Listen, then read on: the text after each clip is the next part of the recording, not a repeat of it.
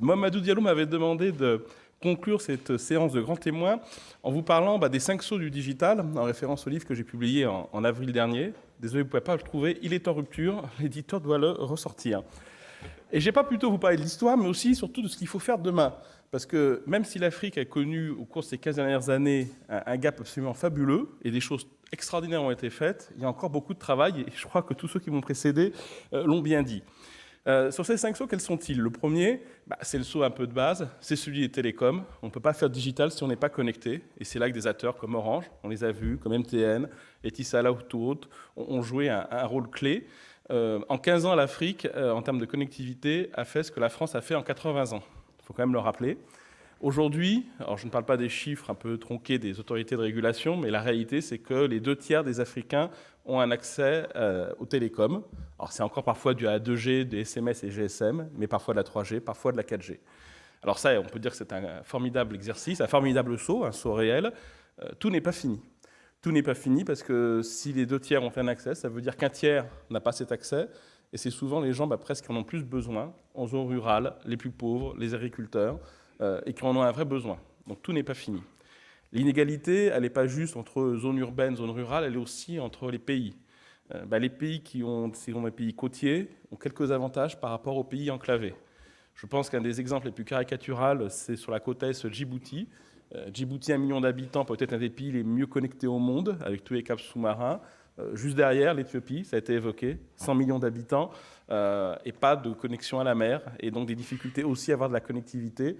Voilà un des enjeux clés en termes d'infrastructure pour l'Afrique dans les 10-15 ans qui viennent. C'est un très beau saut qui a été fait ces 15 dernières années, et là, on n'est pas au bout de l'histoire. Le deuxième très beau saut, il a été voté par Bruno Mettling, c'est le même paiement. Et ça, c'est un saut magnifique parce que non seulement l'Afrique rattrape un retard, mais prend de l'avance. C'est effectivement, ça a été dit, peut-être le meilleur exemple au monde d'innovation inversée. Quand il y a 5 ans, je parlais du M-paiement africain à des très beaux panels de banquiers français, j'étais le garçon exotique de la matinée, c'était assez intéressant, c'était ensoleillé, c'était joyeux, mais ils trouvaient ça de loin, rigolo. Aujourd'hui, quand je leur en parle, je l'ai fait dans une grande banque française devant toute la direction Afrique il y a 15 jours, ça les fait plus rigoler. Ils se rendent compte qu'ils ont pris du retard, notamment par rapport aux opérateurs télécoms, et qu'il y a une véritable révolution, et cette révolution, elle est en train de faire un effet de contagion, y compris dans les pays développés. Donc là encore, un véritable saut. On a cité M-Pesa, bien entendu, qui était le premier exemple historique en 2008, mais regardons aussi ce que fait Orange, ce que fait MTN. C'est un vrai succès. Mais là encore, on est au début de l'histoire. On est au début de l'histoire parce que finalement, si on fait une cartographie des pays africains où le M-paiement fonctionne, c'est une dizaine, tout au plus. Au sein de ces pays, et si je mets de côté l'exemple kényan, qui est le cas le plus extrême, qui est un record du monde, la moitié des transactions financières aujourd'hui au Kenya passent par le téléphone mobile. Dans les autres pays où ça marche bien, il y en a.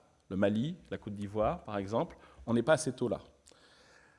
Parce qu'encore une fois, c'est un changement sociologique majeur que d'utiliser cette nouvelle technologie. Et puis quand on parle de M-paiement, en réalité, c'est essentiellement du transfert de personne à personne. C'est environ aujourd'hui 80% des usages réels autour du M-paiement en Afrique. Le cas typique, le jeune garçon qui est dans la ville et qui envoie de l'argent à ses parents qui sont restés au village. C'est important, parce que quelque part, ça permet de combler un déficit important en Afrique, celui des infrastructures routières. 400 000 villages en Afrique, tout continent, 54 pays. Les 2 tiers ont une couverture au moins GSM, un quart seulement a une couverture en route bitumée. Donc oui, le M-paiement permet le paiement en cash, sans le problème de l'ubiquité, quelque part. Mais seulement le transfert de personne à personne, c'est bien, mais ce n'est pas le gros des échanges. Le M-paiement va faire vraiment qu'il se développe autour notamment des usages de paiement, payant entre l'usager comme le citoyen et le commerçant, le B2B aussi, et les échanges avec les pouvoirs publics. C'est un véritable enjeu parce que le cash a un coût important en production, en sécurité, en risque associé. Il y a encore hélas beaucoup de vols liés au cash. Et donc c'est un véritable enjeu pour les États à développer aussi le M-paiement, pas uniquement dans le transfert d'argent, mais aussi dans le réel paiement. Derrière, il y a tous les enjeux que vous pouvez imaginer aussi par rapport au formel, informel et les questions fiscales dans les différents pays. Mais là encore, on est au début de l'histoire. Et puis encore une fois, quand on parle de paiement, derrière, c'est tous les services financiers mobiles, le crédit, l'assurance. Donc vous voyez, on est vraiment très loin d'avoir tout fait dans ce domaine-là, alors que c'est quand même un des domaines où l'Afrique est en innovation forte par rapport au reste du monde. Mais je le dis encore une fois, nous sommes même sur le même paiement au début de l'histoire.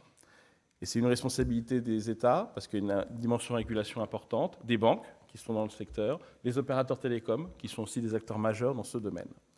Le troisième grand saut, c'est le e-commerce. Il y a 5 ans, ici, je pense que personne n'aurait parlé de e-commerce. Et d'ailleurs, c'est intéressant de se rendre compte que les fameux GAFA sont très présents en Afrique. Google est présent, Uber aujourd'hui dans une vingtaine de pays. Et le grand acteur qui manque, c'est Amazon. Amazon et l'Afrique, pour l'instant, il ne se passe pas grand-chose. Et Amazon s'est fait doubler par d'autres acteurs, le plus connu étant Jumia, bien entendu, qui a réussi à développer un e-commerce à l'africaine. Ce n'est pas le même modèle que le e-commerce à l'Amazon aux États-Unis. C'est un modèle adapté au contexte. On n'est plus dans une logique de place de marché que de site de e-commerce. Ça va jouer donc sur qui détient les stocks, etc. Mais quelque part, aujourd'hui, Jumia, ça marche. Ils estiment qu'ils seront à l'équilibre l'an prochain. Et ce, en 5-6 ans, c'est quand même un très bel exploit.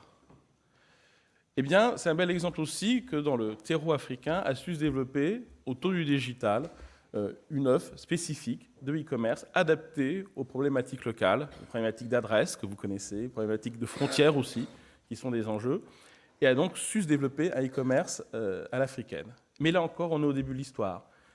Jumia, c'est officiellement 16 pays. Ça marche très bien dans certains, moins bien dans d'autres. Jumia, ce n'est pas encore 50% des achats des foyers de la classe moyenne africaine. Jumia, ça ne touche pas encore les gens les plus pauvres. Donc, quelque part, on est encore au début de l'histoire. Il y a d'autres acteurs aussi, Africa Shop et autres, qui se développent sur le continent. Mais même s'il y a de belles réussites, tout est encore à construire. Quatrième saut, c'est le e-gouvernement.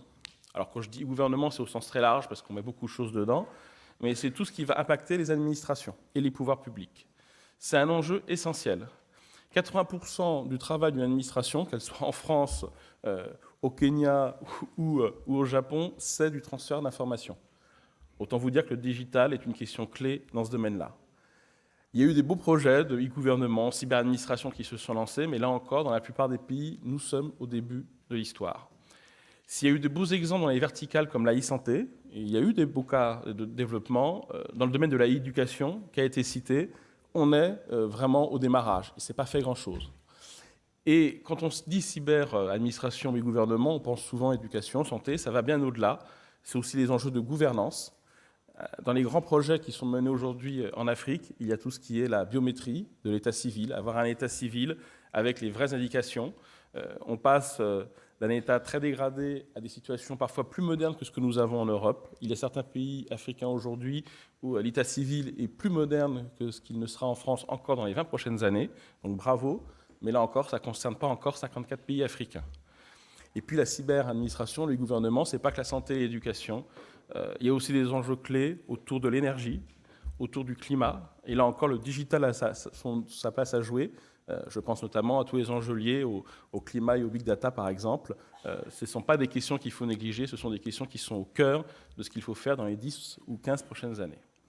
Et puis le cinquième saut, c'est ce qu'on appelle l'économie des plateformes. C'est-à-dire cette véritable force qu'est le digital qui permet d'associer différents fournisseurs, partenaires, prestataires, start-up, pour offrir différents produits et services associés ensemble à différents types de clients, qu'ils soient entreprises, gouvernements ou utilisateurs finaux.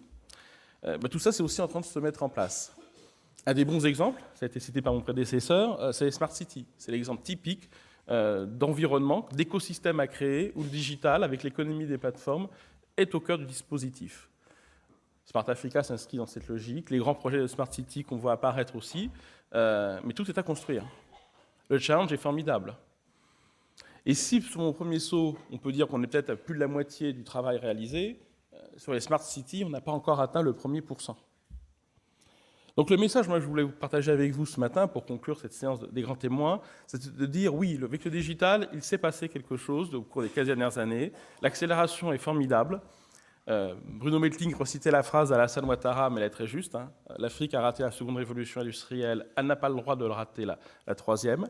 Et c'est une responsabilité collective des entreprises privées, des gouvernements, des Africains qui sont responsables de leur avenir, mais également des Européens qui ont sûrement leur mot à jouer et qui peuvent aider à cela. C'est un enjeu collectif que cette réussite du digital et cette réussite de la troisième révolution industrielle en Afrique. J'espère que cette conférence, ces 3 journées, sous la direction de notre ami Mamadou Diallo, qui a fait un travail formidable pour nous réunir, sera l'occasion de faire des choses concrètes avancer pour réussir ce challenge. Ce challenge, c'est le nôtre à tous. Merci à vous. Merci, monsieur.